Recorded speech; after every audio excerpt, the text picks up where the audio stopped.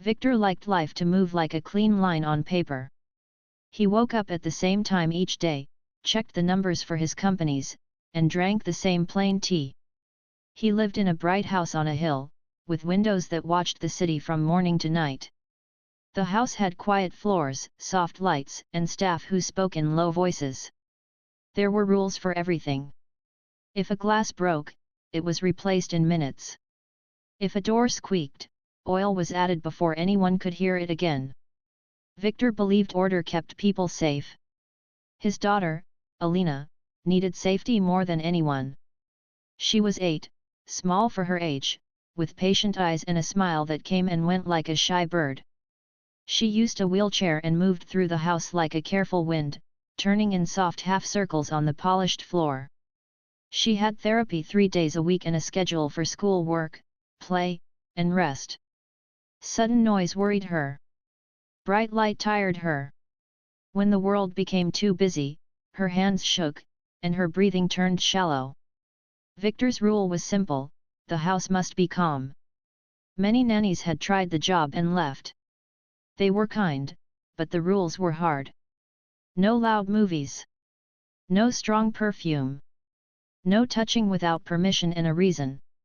Before leaving, some of them said they felt watched. Victor did not mean to scare anyone, he just wanted to protect his daughter. He had cameras in the common rooms and a strict list of duties. Staff were told to ask before they acted, and to write notes after any change in routine. Over time, the house ran like a hospital with better art. When Lydia arrived, the house felt different for the first time in months.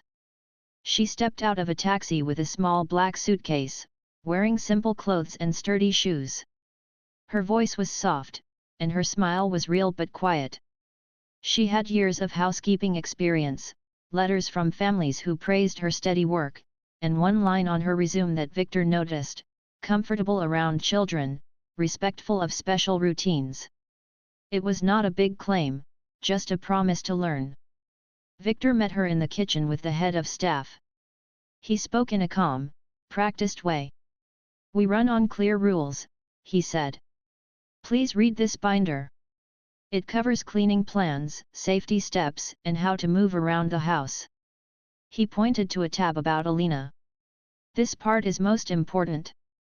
No personal contact without permission. We avoid surprises. If Alina seems upset, call me or the therapist. Use approved tools first: weighted blanket, sensory corner, breathing cards." Lydia nodded and read the pages right there, standing by the counter. She did not rush. When she finished, she asked a few careful questions. "Where is the weighted blanket kept? Which lights are best for evening?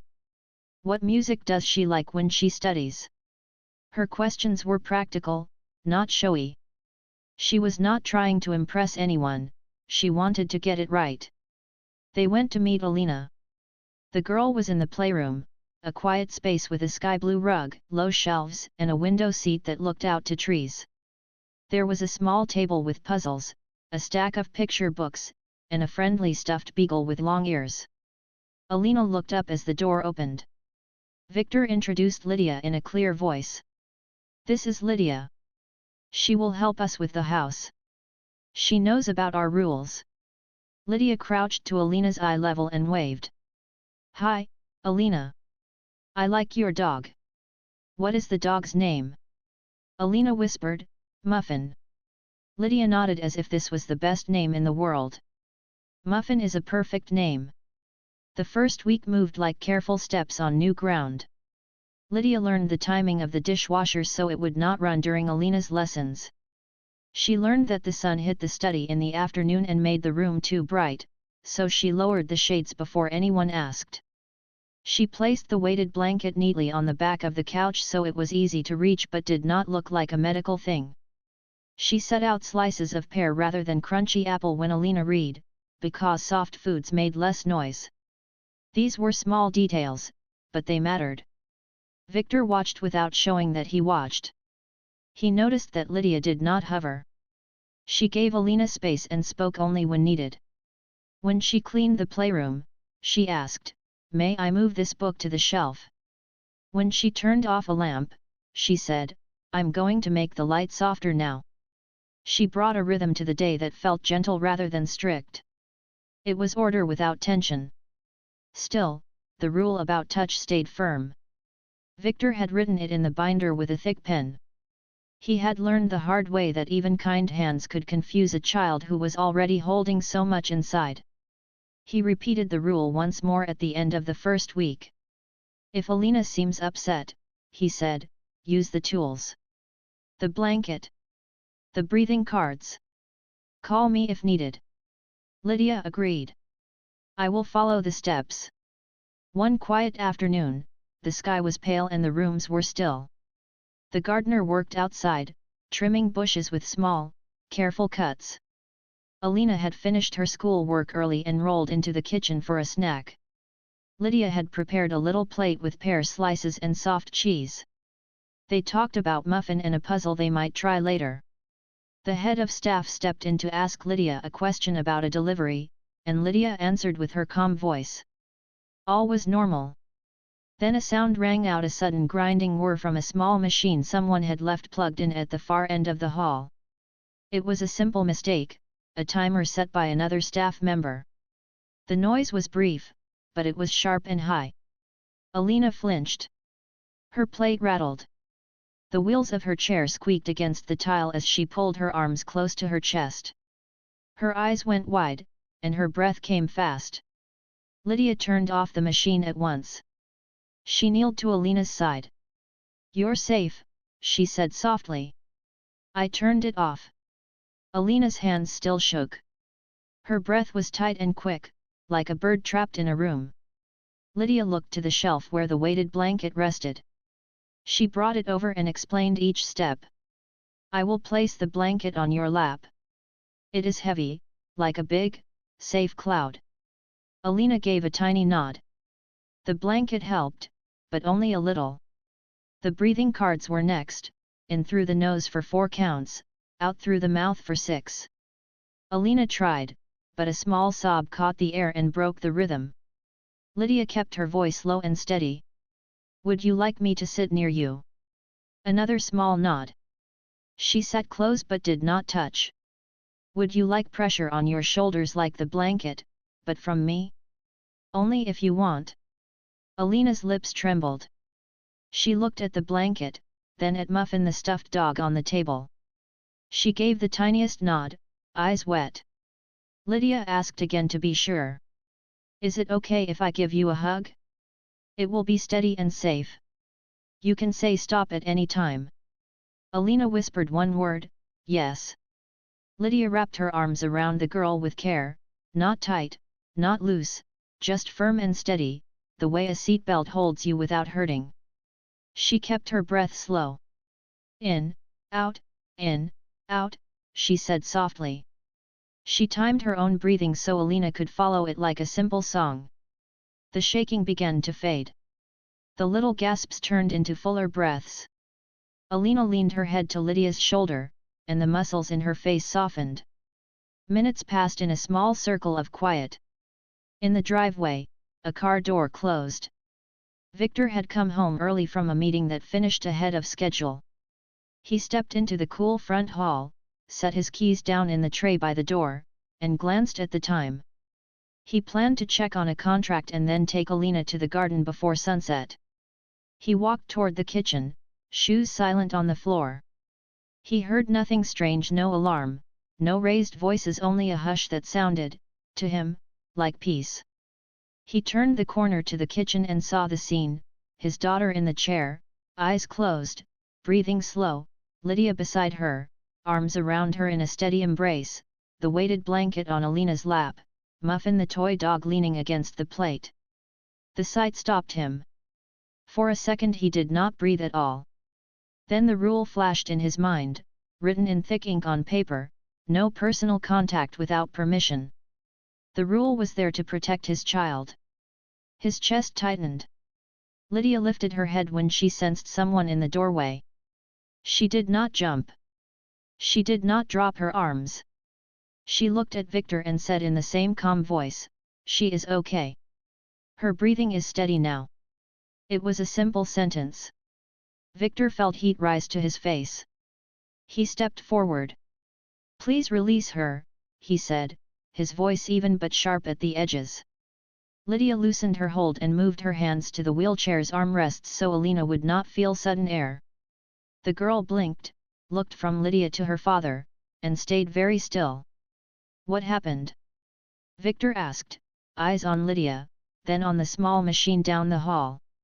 Lydia answered in clear, plain words. A sudden noise. She was afraid. We used the blanket and breathing, then she asked for a hug. We went slow. It helped. Victor's jaw clenched. He turned to the head of staff, who had heard his voice and walked in, worried. Clear the room, Victor said. I want to speak with Lydia alone. His tone was calm, but it carried weight. The head of staff guided a cook and a houseman out quietly. Lydia stayed where she was, hands resting on her knees.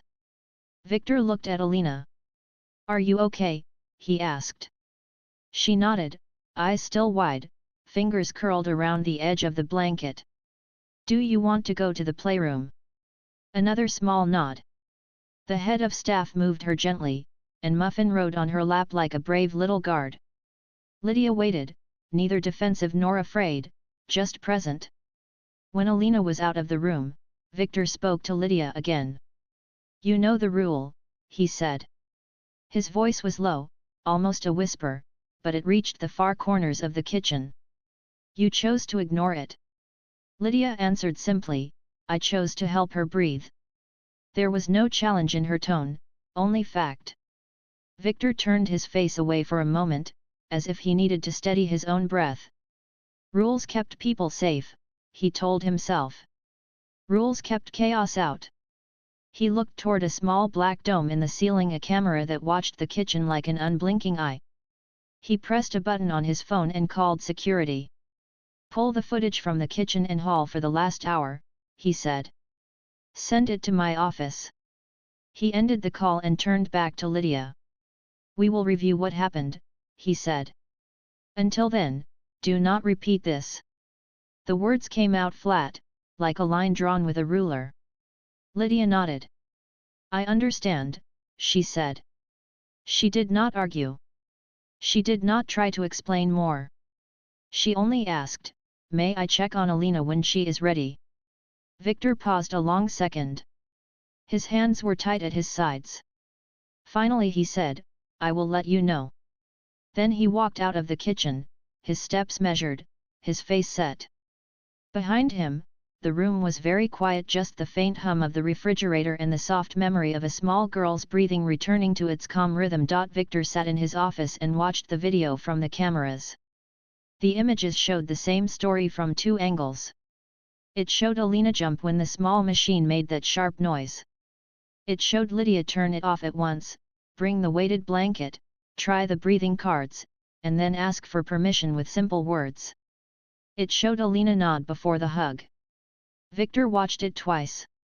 He did not fast forward. He did not skip the quiet parts.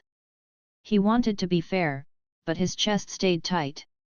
He pulled a notebook closer and wrote, rule broken. Reason, comfort. Child gave consent. He underlined the last three words, as if he was not sure what they meant to him yet. He called the head of his legal team. They spoke in low voices about risk, about patterns, about what could be seen by someone outside the house who did not know the whole picture. Your policy is clear, the lawyer said. No personal contact without permission. But cameras show consent. Still, for safety, remind staff. Keep boundaries firm. Victor thanked him. He stood and looked out the window at the neat garden. The hedges were trimmed in straight lines. The fountain ran in a perfect loop. He wanted his home to be like that, predictable, safe, round and round without surprises. At dinner that night, Alina ate little. She moved her fork slowly and looked at her plate more than at her father. Victor tried to make normal talk. He asked about her reading lesson and the puzzle she had started. She answered in short sentences, polite and thin. When he said good night, she held Muffin to her chest longer than usual. Do you want the night light brighter? He asked. She shook her head. Do you want to talk? Another small shake. He kissed her hair and closed the door, and the quiet felt heavy.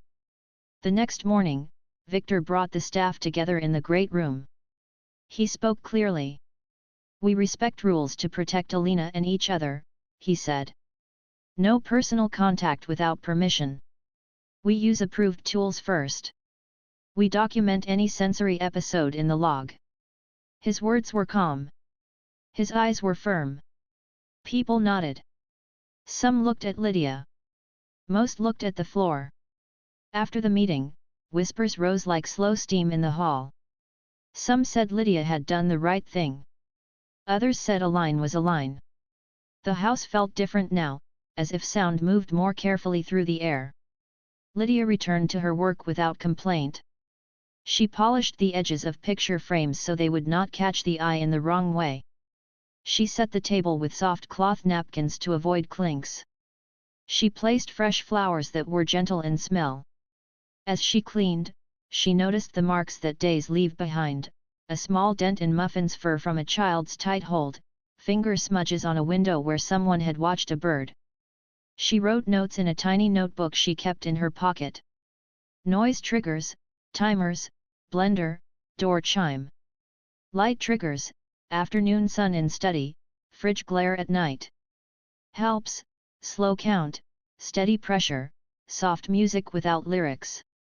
That afternoon, the private therapist visited. She was a calm woman with kind eyes and a neat blue scarf. She had worked with Alina for months and knew the house well. Victor met her in the study before the session. We had an incident, he said, and described the hug in plain words. The therapist listened without interrupting. There is a method called deep pressure input, she said. It is a safe technique when done with consent and training. It can calm the body during sensory overload. The weighted blanket is one way. A firm hug or shoulder pressure can also help, if the child agrees and the adult is steady and careful. Victor folded his hands. I know you've spoken of it, he said. But I prefer tools first. I do not want confusion. The therapist nodded. Of course. Tools first is sensible. But remember, what matters is the child's regulation, consent, and the skill of the helper. Fear of blame should not stop a child from getting the help that works. Victor looked at the notes on his desk. He wanted to say yes to all good ideas, and no to all risk. He could not have both. We'll review, he said. When Lydia brought tea, the therapist thanked her and asked simple questions. How did you notice the breathing change? What words did you use before you touched her? Lydia answered in a steady voice, never making herself big in the story. Her breaths were shallow and fast. I said what I would do. I asked for yes or no. I said she could stop me at any time. The therapist wrote a few points and smiled a little. That is good practice, she said. Thank you. Lydia inclined her head and stepped back.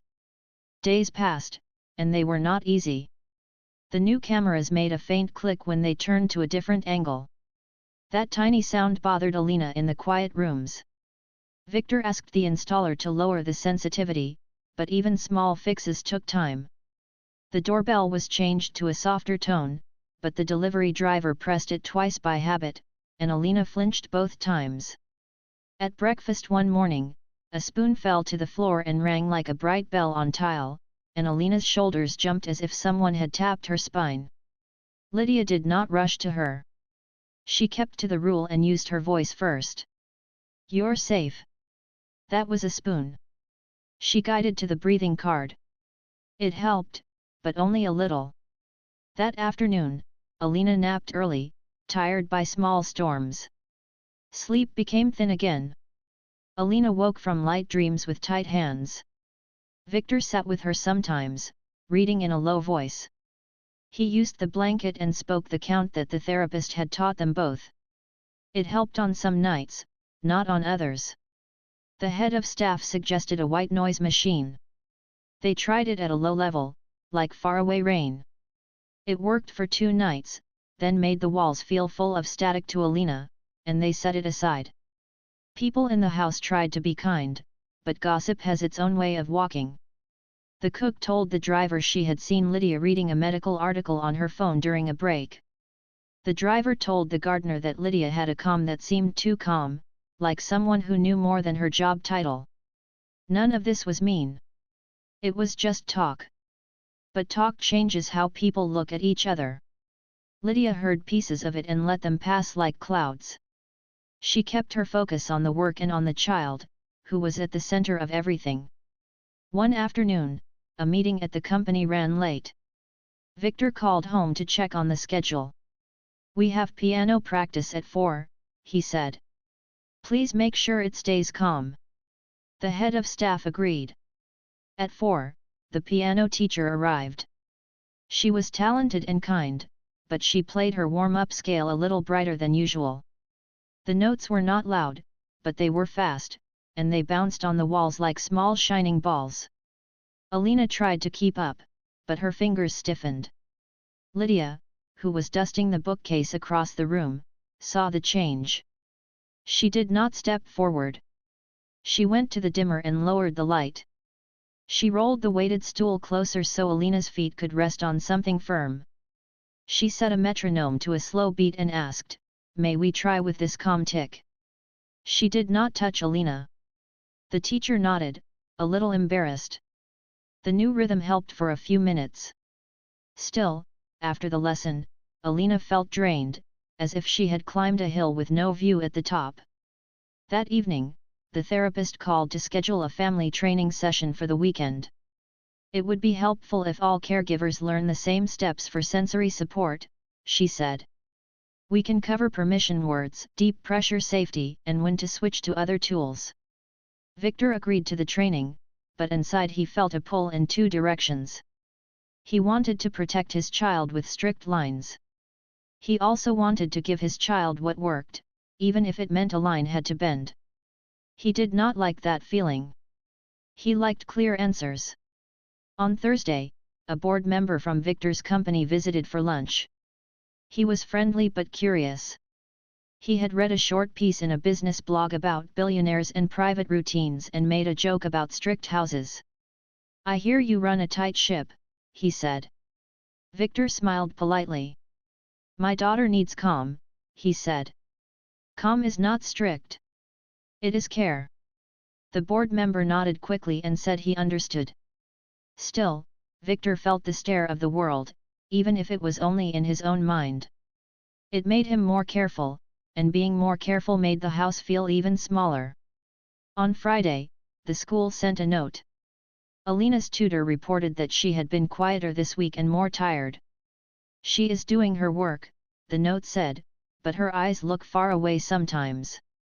Victor read the note twice and felt a pinch in his chest. He walked to the playroom. Lydia was there, sorting puzzles by color. Alina sat by the window, watching a grey cloud slide across the sky. Victor sat near his daughter and spoke softly. "How are you feeling?" he asked. She shrugged. "Heavy," she said. It was a simple word, and it held many things. Lydia asked from a respectful distance, "Would you like to try the soft beanbag, or a break in the sensory corner?" Alina nodded at the beanbag. Lydia set it up and stepped back. The child sank into it and let out a breath like air leaving a balloon. She closed her eyes. They stayed like that for a while, a triangle of quiet: father, child, helper. Victor watched and wondered if he was doing the right thing by holding so hard to his rules. He wondered if he was failing by not trusting what was in front of his eyes. That night, the weather began to change. The air felt thick, and the sky took on a strange color that did not fit the hour. The forecast said there would be a storm on the weekend, maybe a strong one. The house staff checked windows and moved pots from the garden to safer spots. The head of staff made a list: flashlights, extra batteries, calm playlist loaded on the tablet, snacks that did not need cooking. Lydia added a note of her own to the list, permission cards for touch. Plan for deep pressure if needed. She did not push the note toward anyone. She simply placed it with the others, neat and plain, as if it belonged there. Before bed, Victor walked the halls like a captain checking his ship before the sea changed. He paused at the door to Alina's room and listened to her breathing. It was even for now. He went to his office and looked again at the camera footage from the day of the hug. He saw the small nod. He saw the careful words. He saw his own face in the doorway, sharp with fear. He closed the file and sat for a long time with his hands folded, feeling the weight of care, and the cost of control, and the way love sometimes asks for a choice that has no perfect answer. In the morning, the sky was low and grey. Wind brushed the trees, then pressed harder, as if a giant hand was moving across the leaves. Alina ate oatmeal slowly and watched the window. Lydia set a small basket on the counter with things that helped, a soft scarf for eyes if the lightning felt too bright, noise-reducing headphones, the breathing cards, and a laminated card that said squeeze on one side and stop on the other, printed in big friendly letters. Victor looked at the card and then at Lydia. She met his eyes and spoke in a simple voice. Only if she wants, she said. He nodded once. He did not promise he would allow it. He did not say he would stop it. He only nodded, because the wind had started to sing, and the day had already begun to test them. Morning began with a wind that felt like a warning. The sky sat low, as if the clouds were tired and wanted to rest on the trees. The air was heavy and warm. Leaves on the driveway turned their pale undersides and fluttered like small flags. Victor checked the weather app twice, then looked out the window anyway, as if his own eyes could make a better forecast. The screen said severe storm, but the house felt calm for now. Calm had become a thin thing this week, easy to tear. Alina rolled to the kitchen for breakfast. She held muffin on her lap and watched the window more than her food. Lydia placed oatmeal, honey, and slices of soft banana in a neat bowl. She spoke in her steady voice. We are safe inside, she said. We have light if the power goes out. We have quiet games and a calm playlist. She set the small basket on the counter, the one she had prepared, headphones, breathing cards, scarf for the eyes, and the card that said squeeze on one side and stop on the other. Alina touched the edge of the card and did not pick it up yet. By late morning, the wind grew stronger. It made a low sound at the corners of the house, like a bow drawn gently across a cello. The first drops of rain ticked on the skylight in the hall. The gardener checked the drains one last time and then went home. The head of staff confirmed the flashlights and batteries. Victor walked the rooms and told himself this was just weather. He liked problems that could be tracked with numbers. Storms had numbers, wind speed, inches of rain, minutes until the worst passed. Feelings were harder. After lunch, a band of rain moved over the hill with a rush, quick and loud, like a sheet being snapped out straight. The lights flickered once. Alina flinched and held Muffin closer. It is only the lights saying hello, Lydia said. She lowered the shades in the playroom to soften the bright flashes. She dimmed the lamps to make the room even. She placed the headphones within reach but did not press them on the child. You can choose, she said. We will listen to your yes and your no. When thunder finally spoke, it was not the rude crack that breaks a quiet day. It was a deep, rolling sound that started far away and came closer, as if the sky was rolling a heavy ball toward the house. Victor stood near the doorway, his hands in his pockets, his back very straight. He wanted to step in and solve it. But a storm is not a contract. It does not care about clear terms. Another roll of thunder came, closer, followed by rain that hit the windows in steady lines. The house gave a small click as the generator tested itself. Alina's shoulders rose. Her breathing changed. It was not yet the fast, thin breath that scared her father. It was the step before that, the uneven breath that says the body is getting ready to run even when there is nowhere to go. Lydia knelt to Alina's eye level. "We can try the calm plan," she said. "Would you like the headphones?" Alina shook her head. "Would you like the scarf on your eyes?"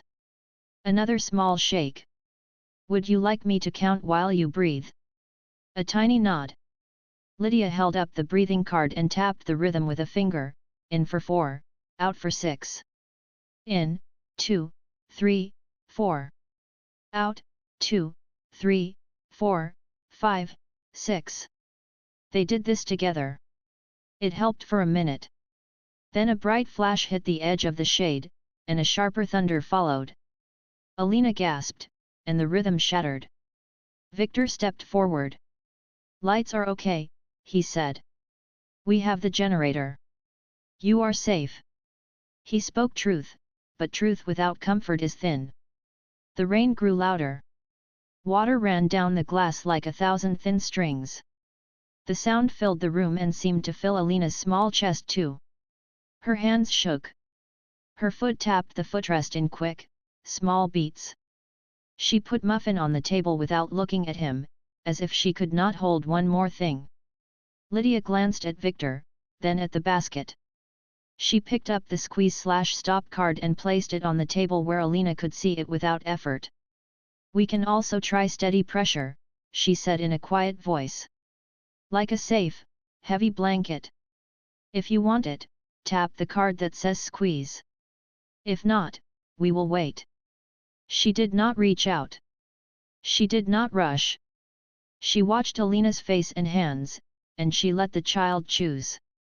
Another thunder roll came, sudden and sharp, as if a door had slammed across the sky. Alina's eyes went wide. She looked at the card, then at Lydia, then at her father. Her hand lifted, hovered, and fell. She was afraid to choose wrong. Lydia did not move. She only offered simple words. "Your choice," she said. "If you try it and do not like it, you can say stop." Victor felt his heart beat in his throat.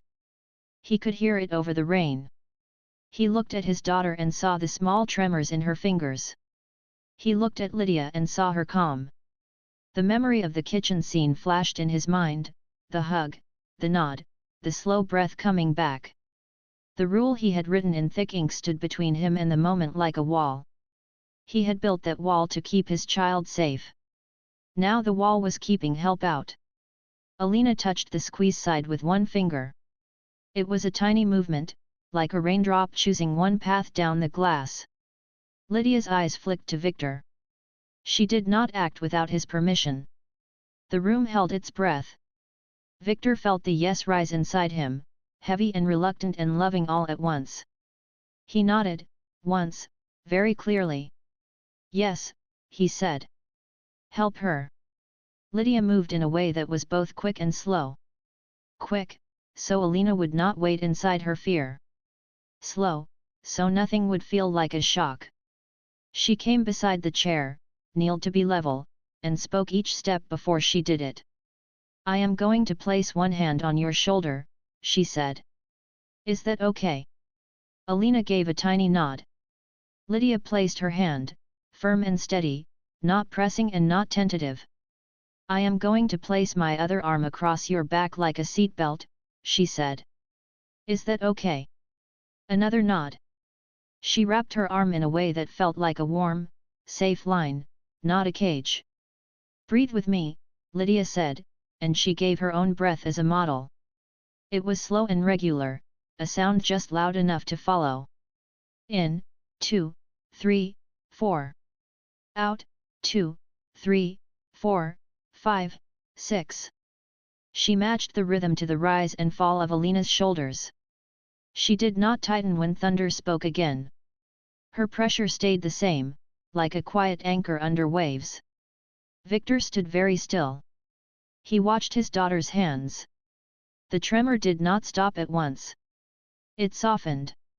The foot that had tapped the footrest slowed to a mild swing, front and back, like a child on a playground counting without numbers. He watched the small muscles in her face unclench. He watched her eyes stop searching the corners of the room for danger and start to rest on one thing, Lydia's shoulder. The rain kept falling. It found every surface and made a voice out of it. On the roof, a steady drum. In the downspouts, a fast rush. Against the glass, a delicate hiss. The house held. The generator hummed. The air smelled sharp and clean, as storms do when they pull all the dust down to the ground.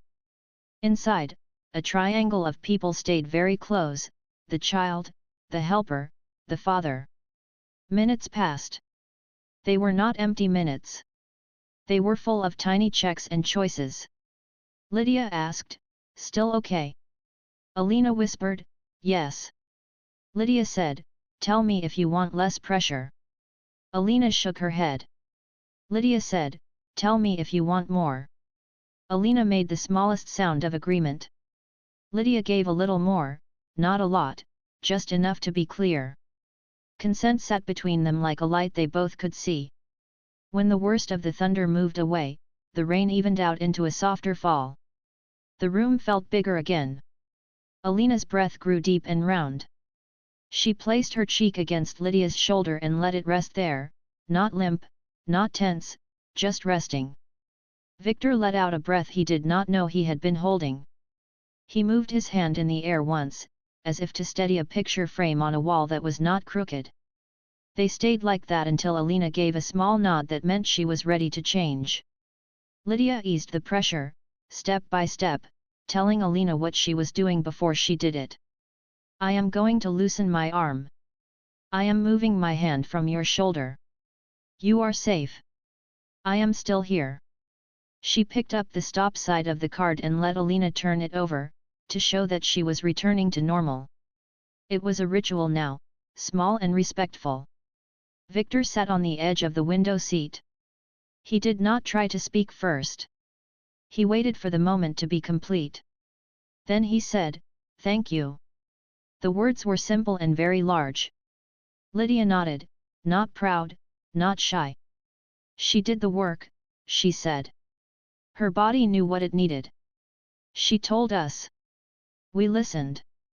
The therapist, who had been on call for the day, arrived soon after the heaviest rain passed.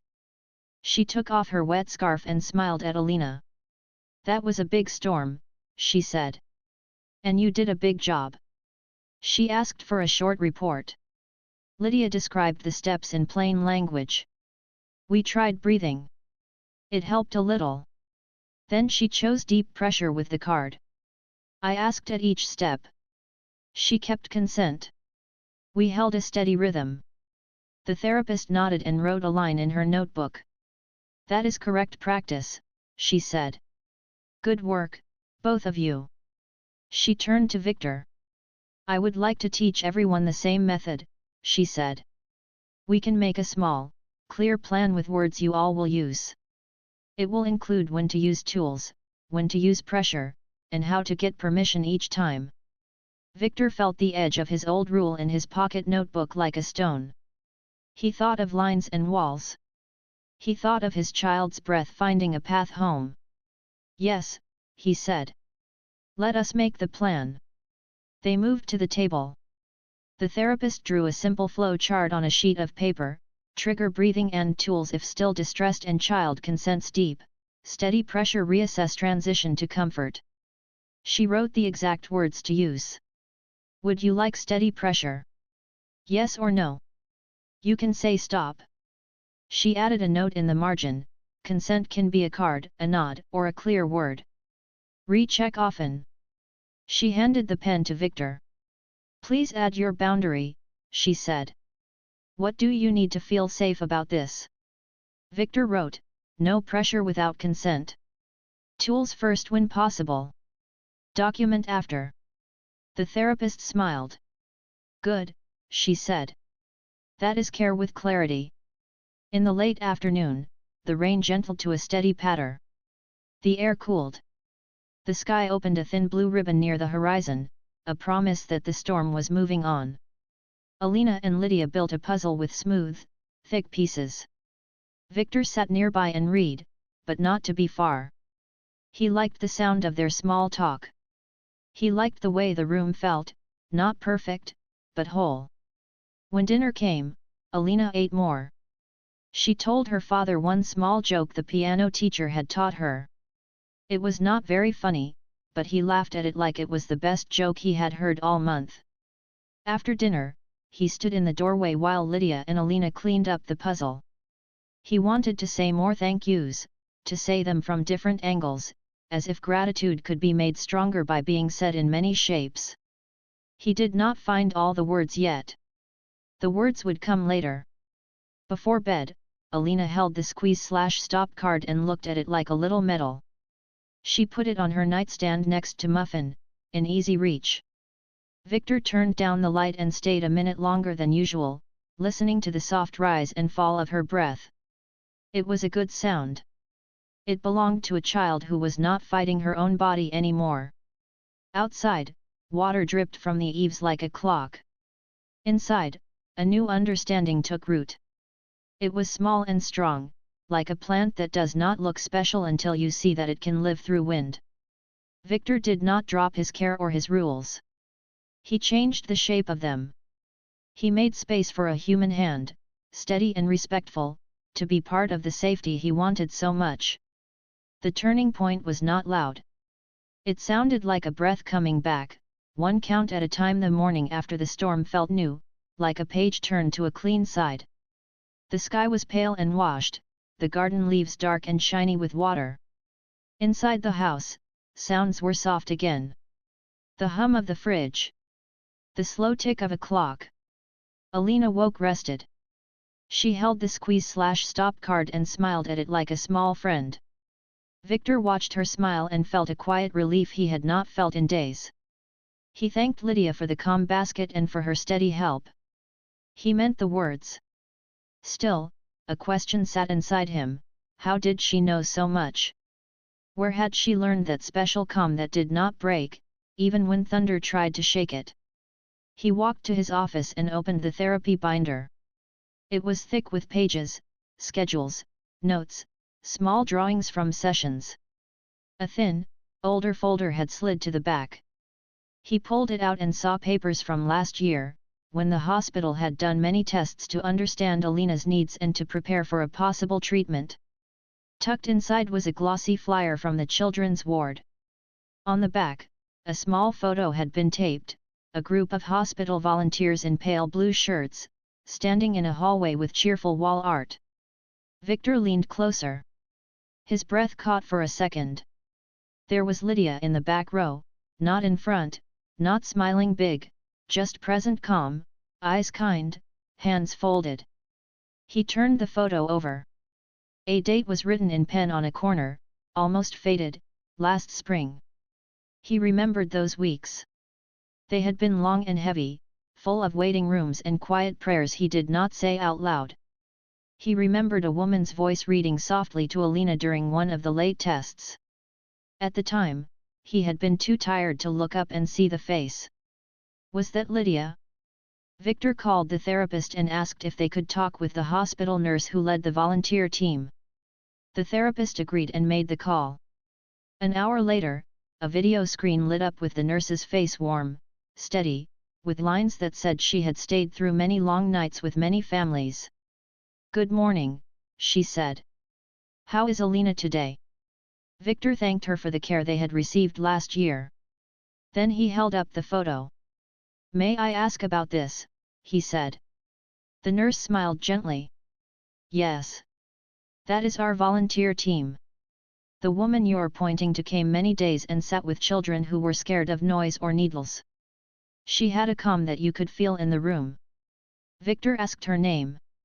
The nurse paused, a careful look in her eyes. "I want to respect privacy," she said. "But if we are speaking about your daughter's care, and if the person has given permission, I can share."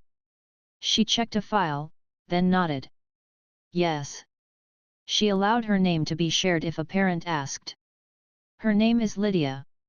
Victor leaned back in his chair. He did not speak for a moment. The nurse continued, "She was very helpful with Alina. She learned her signals. She would talk about the stuffed dog, Muffin, and count breaths slowly until your daughter settled. She never tried to be a hero. She just gave her time." The therapist added softly, "This fits what we saw yesterday. Calm, consent, clear steps." Victor looked at the photo again. He felt something tender open in his chest, a mix of gratitude and regret. "There is one more thing," the nurse said. "Last year, your doctors looked for a match for a part of Alina's treatment. Do you remember the anonymous donor who stepped forward quickly?" Victor nodded. He remembered that day the way a person remembers a bridge they had to cross with eyes half closed. "That donor asked to stay unnamed," the nurse said. "But she signed a form that says we may tell you if you ask and if it would help the family. Would you like to know?" Victor's voice came out soft. "Yes," he said. "The donor was Lydia," the nurse said. The room went very quiet. The clock on Victor's wall ticked. Outside, a small bird called from the wet trees, bright and simple, as if the world liked to put light sounds next to heavy truths. The therapist watched Victor's face and waited. The nurse said, "She did not want attention. She said she wanted the focus on your child's healing, not on herself." Victor felt his eyes sting. He thought of the rule in thick ink. He thought of his sharp voice in the kitchen. He thought of the calm voice that had helped his child through thunder. He cleared his throat. "Thank you," he said to the nurse. "For telling me. For everything." The nurse nodded. "Please tell your daughter that the hospital staff are proud of her strength," she said. "And tell Lydia that the children still remember her soft reading voice." The call ended with warm goodbyes. Victor sat still for a long minute. Then he stood and went to find Lydia. She was in the laundry room, folding a stack of fresh towels with careful hands, each corner meeting its partner, edges neat. He had walked past this room many times without really seeing it. Now he saw the quiet work that kept a house soft around a child who needed soft. "May we talk?" he asked. Lydia nodded and put the towels down. They stepped into the small sitting room next to the hall. The window there looked at the side garden, where drops still clung to the metal fence like tiny pearls. "I spoke with the hospital," Victor said. "I saw the photo. I learned about the donor." He could not find a long speech, and maybe a long speech was not right. He tried plain truth. "I did not know," he said. "I should have asked more questions when I felt afraid. I am sorry." Lydia's face did not change much. She had the kind of face that carried calm the way some faces carry a loud laugh or a quick smile. She said, "You were protecting your child." She paused. "That is what I was trying to do too." "Why did you not tell me?" Victor asked, not angry, only curious, a little sad. Lydia looked at the window. "Because I did not want my help to feel like a favor that needed to be paid back. And I did not want anyone to think I was close to your family for the wrong reason. I wanted Alina to feel safe, not watched." Victor nodded slowly. "You knew her before you came here, in the hospital," he said. Lydia nodded. "We sat together during tests. We counted breaths. I learned that a steady voice makes space inside a storm. My brother taught me that long ago." She looked back at Victor. He waited. She continued, "He had sensory challenges when we were young.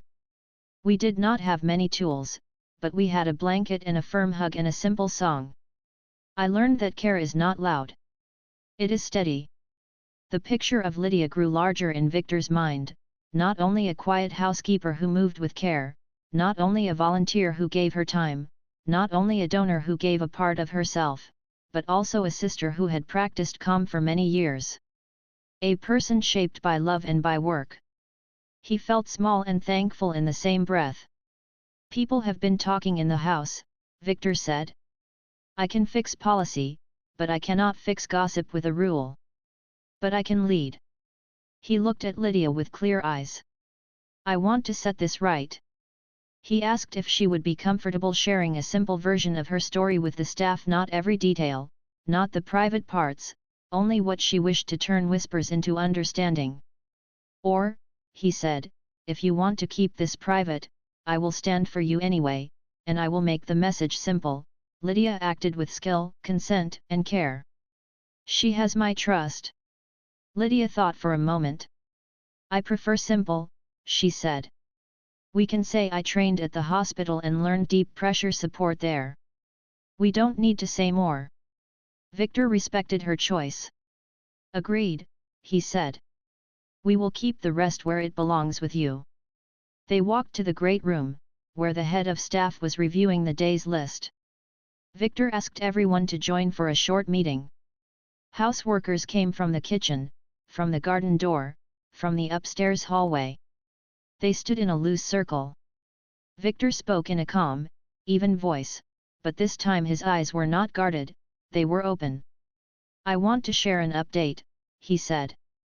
Yesterday, during the storm, Lydia supported Alina with a technique called deep, steady pressure. This was done with consent and with the therapist's guidance. It worked. From now on, with proper training, our team will use this method when the child asks or signals yes. Tools first when possible. Always consent. Always document. He paused. Lydia has training from the hospital in how to support children during sensory stress. We will learn from her and from our therapist. The head of staff nodded at once. The cook smiled softly. The driver, who had been unsure, looked relieved to have a clear plan. The air in the room shifted. It was a small shift, but real, like a door opening to fresh air. After the meeting, the therapist arrived for the planned training.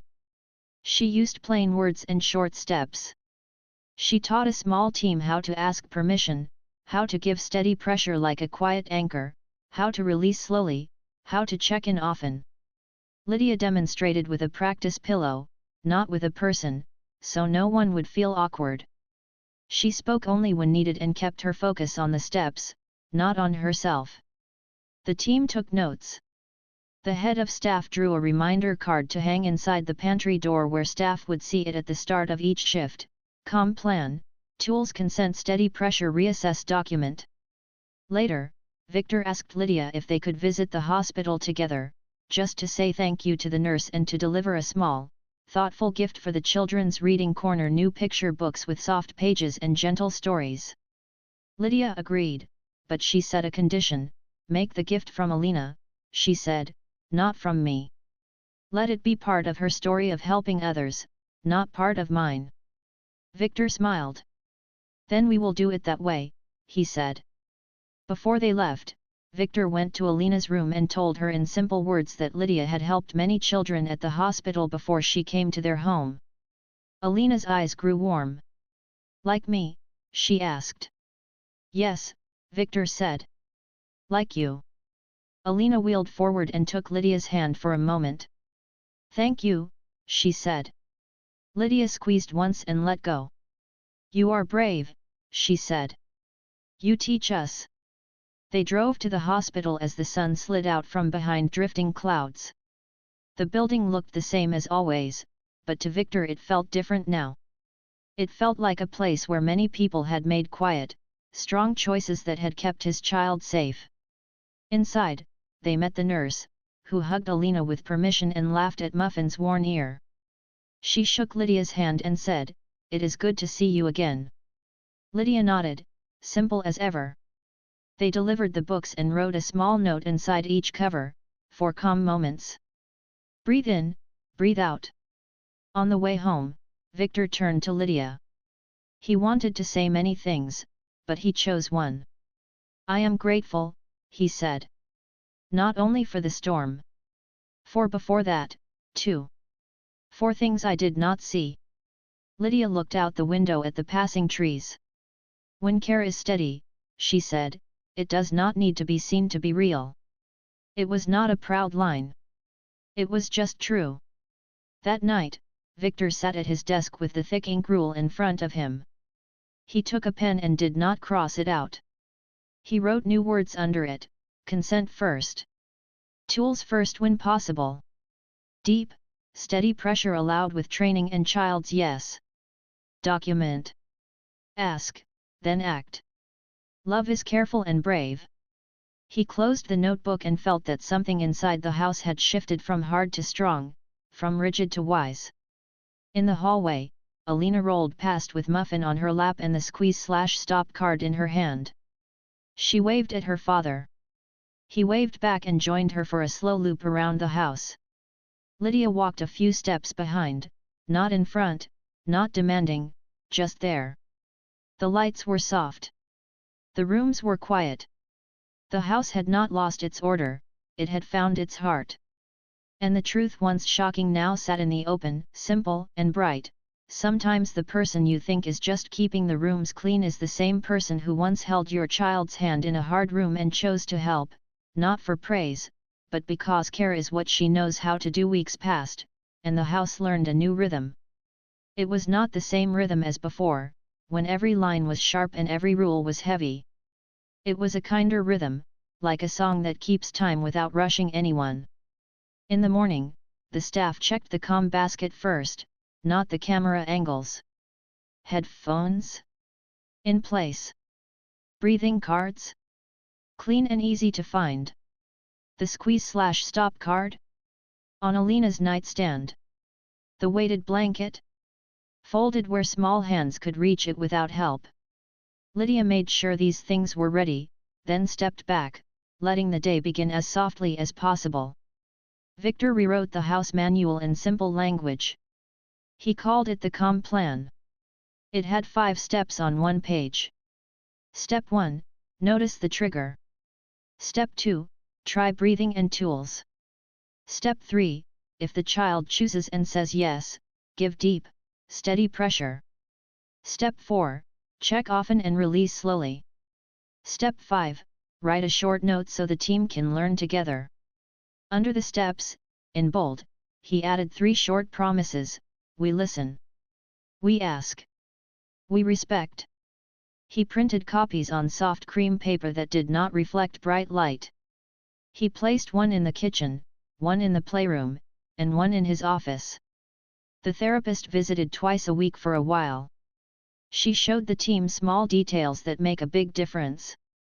Where to place a hand so the pressure feels safe. How to match breathing to a child's slow count. How to say stop as an invitation, not a warning. Lydia helped with careful demonstrations, always using a pillow or her own arm, never a person without need. She did not make herself the center. She made the method the center. Everyone felt proud to learn a skill that was both gentle and strong. Alina began to change in ways that were easy to see and easy to feel. She slept better. Her shoulders did not jump at little sounds as often. She smiled more, and not only at quiet times, she smiled during small challenges too, like when a spoon clinked or a door clicked shut. She learned to hold up the squeeze/stop card like a flag when she needed pressure, and to flip it when she was ready to move on. It gave her voice a shape her body trusted. Victor loved that card more than any expensive device in the house. It was simple. It worked. It gave his daughter control. At school, the tutor noticed the change and wrote a cheerful note. Alina is more engaged this week, it said. She asks for breaks before she is too tired. She is proud of her breathing count. Victor read the note out loud at dinner, and Alina hid a smile behind her cup. Lydia quietly placed a small sticker on the comm plan poster, a little star, no words. The star meant, we are moving in the right direction. The staff, too, found themselves lighter. Gossip, which had walked the halls for a time, now had less to feed on. Clear steps and shared training pushed rumors out like old air leaving a room through an open window. People spoke more about small wins, a calm transition after a loud delivery, a steady breath after a dropped pan, a gentle exit from a crowded room. They learned to praise each other for quiet skill. The head of staff started a tiny board in the pantry with simple notes. Today Marco dimmed the lights before piano. Good catch. Maya waited for a nod before the hug. Well done. The board was not a show. It was a reminder that care is a team sport. Victor did something new at work too. At a leadership meeting, a board member joked again about his tight ship. Victor smiled and told a short story, not long, just true. He spoke about how safety is not the same as strictness, and how order is not helpful if it shuts out what works. He talked about designing for calm, not control. He did not give names or private details. He only shared the lesson: ask, then act. Tools first. Consent always. People in the room nodded. One executive said later that it helped him at home with his own child. Another said it helped her plan a quieter meeting space for her team. Simple steps, wide effect. On a sunny day, Victor drove with Lydia and Alina to the hospital again, this time to attend a short training for other parents, paid for by a small fund Victor had set up. The fund's name was not Lydia's name, because that is how she wanted it.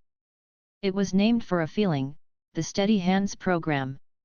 The nurse who had shown them the volunteer photo welcomed them with a warm smile. The room had chairs in a circle and a basket of soft toys in the middle. Lydia sat like any other helper, not seeking attention, just present. The therapist led the session with simple language, and parents asked real questions without fear of judgment. Alina, with permission, showed the group her squeeze/stop card and explained how it made her feel safe. Her voice was small, but it carried. A father in the back wiped his eyes and nodded, as if a knot in his chest had finally loosened. Summer slid toward fall. The garden cooled. Leaves turned crisp at the edges. The house changed small things to keep calm in the new season. Soundproof curtains went into the playroom. The doorbell became a soft light that blinked instead of a ring that startled. The generator got a quiet check every month so it would not surprise anyone with a loud test. The piano teacher learned to begin with slow, steady notes and to ask before trying something new. Everyone learned to say, "Would you like to try?" and to mean it. One afternoon, the school hosted a little open house. Each child would share a small skill. Alina chose a simple song on the piano with a slow, friendly rhythm. Victor sat in the back row, hands folded, eyes bright. Lydia stood by the door with the head of staff, ready with the comm basket if needed. Alina played her song and missed one note. She paused, breathed in, breathed out, and continued without panic. The room clapped gently when she finished. It was a small moment, and it felt large.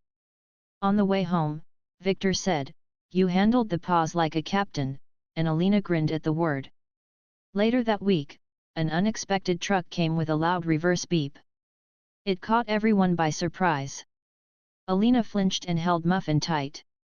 Lydia did not rush to hold her. She crouched and asked, "Tools or squeeze?" Alina pointed to the headphones first. They tried them. The beep continued. She held up the squeeze side. Lydia asked, "Shoulders or side hug?" Alina tapped her shoulder. The pressure came, steady and safe. The beep stopped. The breath returned. The stop side turned over. It was routine now, but never careless. Each time was its own respectful choice. Victor noticed that his own body changed too. His first reaction used to be to tighten and to make the rules tighter. Now his first reaction was to breathe and to look for the yes. He found that this did not make him less careful. It made him more effective. He still checked the cameras, but not as a net to catch mistakes, more as a way to learn patterns. He still wrote notes, but now they were notes of gratitude as often as warnings. Some nights he would leave a small card on the pantry board, "Thank you for the calm kitchen," or "Great response to the door chime today." Kindness, he learned, is also a system you can build. As trust grew, Victor looked at Lydia's role with new eyes. Housekeeper was too small a word. She was that, yes, and very good at it. But she was also a quiet guide in a landscape they were all still learning. He asked her to take a new title, Family Care Coordinator, and offered training time, a raise, and the chance to help design the weekly plan with the therapist. Lydia hesitated, not because she could not do it, but because she did not want her work to feel like a story about her. "Make the plan about the child," she said. Make the title fit the team, not me. They settled on a plan that felt honest. Lydia would coordinate, but all caregivers would be trained. No one person was the hero. The method was the hero. On a cool evening, they held a small dinner for the staff, not fancy, just warm. Soup, fresh bread, soft music. Victor stood and spoke for a minute. He thanked them for learning new steps and for their steady hearts. He did not mention the early anger or the hard moment in the kitchen. He did not need to. The people in the room knew the whole journey, and the room itself felt like the end of a long exhale. The head of staff raised a glass of sparkling water and said, "To calm that holds," and everyone smiled. Alina wanted to add something too. She held up a little card she had made with help from the tutor. On the front, it said, "Thank you for listening to me." On the back, it said, "When you listen, my body listens too." The words were simple. They were the heart of everything. As the year turned, the house faced new small storms: holiday fireworks from far away, a busy day at school, a dropped tray in the kitchen. None of these became disasters. The team moved through each one like a group of people holding a light rope in a dark tunnel, slow, clear, together. If someone pulled too fast, another voice said, "Let's slow down." If someone forgot a step, a gentle reminder brought them back. The rope never snapped. One afternoon in winter, Victor and Lydia visited the hospital once more. The Steady Hands program had grown. A new parent volunteer had joined. The reading corner had more books with soft pages and round corners. The nurse thanked them again and told a small story of a child who had slept for the first time after learning the squeeze/stop choice. "It was like watching a cloud settle," she said. On the drive home, the city lights looked gentle through the cold air. Victor felt grateful for the way small, human choices can change a whole season of a life. At home, they settled into the evening. Alina played a board game with Victor. Lydia wrote a short note in the log. Weather calm. School good. Piano practice slow and happy. One startle at door resolved with headphones and shoulder squeeze. Consent used. Stop sign shown. She put the pen down and listened to the easy murmur of voices in the next room. It was the sound of a house with a steady center. The lesson, once shocking, now stood plain and kind in everyday light: safety is not a wall, it is a bridge you build with questions and respect. A hug is not a rule broken when it is chosen and taught. It is a tool, like a blanket or a breathing card, when given with consent and skill. Cameras and policies can help, but they cannot replace the human hand that knows how to be steady. That hand can belong to anyone who learns and cares. Victor still liked order. He still liked clear lines. But he had learned to draw them with a pencil, not a thick marker, so they could bend when love asked them to. He had learned to trust the calm he could not control but could share. Lydia still moved through the house with quiet steps and careful hands. She still folded towels with corners that met. She also helped shape days, train hearts, and keep storms small. And Alina, bright, brave Alina, held her card, played her music, and kept teaching everyone the same simple truth: ask me, listen to me, stand with me. When they did, her breath came easy, like rain that knows where to go.